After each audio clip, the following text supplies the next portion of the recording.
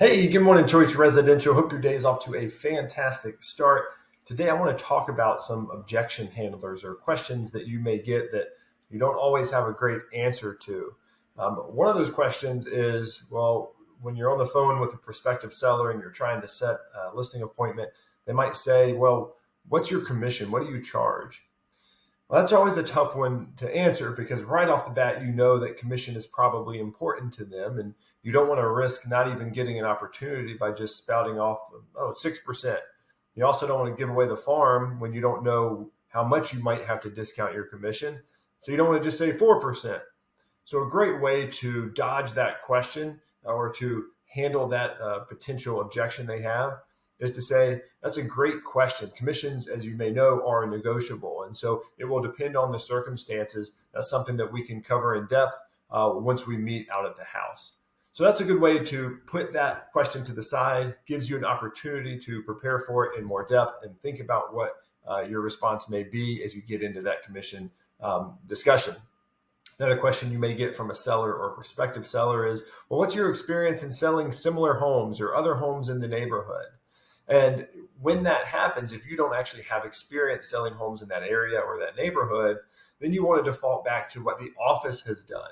You know, in 2021, Choice had over 600 sales. So chances are that we have, as a firm, collectively sold homes in that area or sold similar style homes, right? So if they're in a specific neighborhood where maybe no Choice agent has had a transaction, maybe you can find homes that are similar price point, similar size, similar geographic area, even if not within the same neighborhood, and be prepared to use those examples as the justification for you having the experience to sell that person's home. Remember, you're part of the greater team when it comes to Choice Residential, so don't be apologetic or embarrassed to use the office stats until you have stats of your own.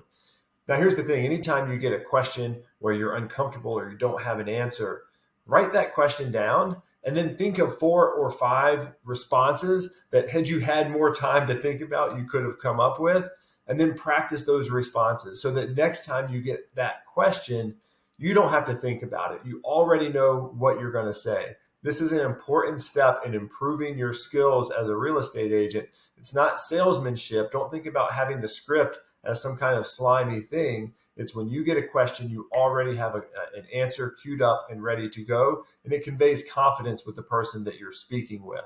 And over time, as you get really good at this, because by the way, you're going to have some of these uncomfortable situations where you don't have a good answer for a question that you were just asked. That's just part of the process of being a real estate agent, and that's okay. The important part is that you learn from it, you figure out what an appropriate response could have been, you practice it, you practice it, you practice it, and the next time you don't make that same uncomfortable response, you have now an answer lined up for you.